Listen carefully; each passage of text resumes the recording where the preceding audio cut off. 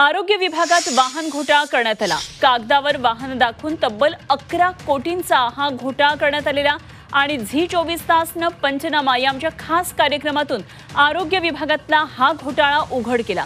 त्यानंतर आरोग्यमंत्री प्रकाश आबिटकर यांच्याकडून झी 24 तासच्या या बातमीची दखल घेण्यात आली आहे आणि तथ्य पाहून भूमिका घेणार असल्याचं आरोग्यमंत्र्यांनी म्हटलं। या संदर्भात लवकरच बैठक घेऊन कारवाई केली जाणार असल्याचं मंत्री संजय शिरसाट यांनी म्हटलंय।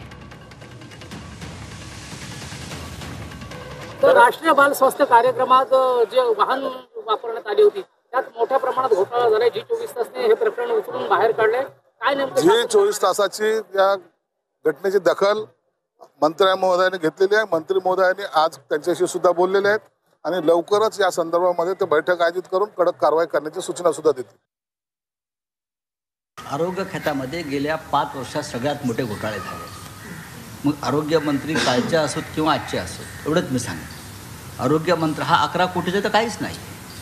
1 महिन्यापूर्वी 370 कोटीचा घोटाळा समोर आला। ॲम्ब्युलन्स घोटाळा आहे, औषध खरेदी घोटाळा आहे, अशी अनेक प्रकरणं आहेत। पण त्यानंतर आरोग्य खात्यातल्या बदल्या आणि बढत्यातला घोटाळा आहे। तानाजी सावंत यांच्यावरती थेट आरोप झालेले आहेत पुराव्यांसह। काय करतात मुख्यमंत्री किंवा सरकार? ह्यांच्यावर गुन्हे दाखल व्हायला पाहिजे। जीचं अभिनंदन करतो तुमच्यासारख्या आणि इतरही तुमची जी टीम होती ज्यांनी हे प्रकरण बाहेर काढलं। म्हणजे सामान्य लोकांचा पैसा जो वाया गेलाय तो तुम्ही कुठेतरी परत एकदा लोकांसमोर आणण्याचा प्रयत्न करताय, तुमचं अभिनंदन। असंच हे जे काय घडलेलं आहे तसे हजारो कोटीचे सुद्धा भ्रष्टाचार आरोग्य विभागामध्ये मोठ्या प्रमाणात झालेत।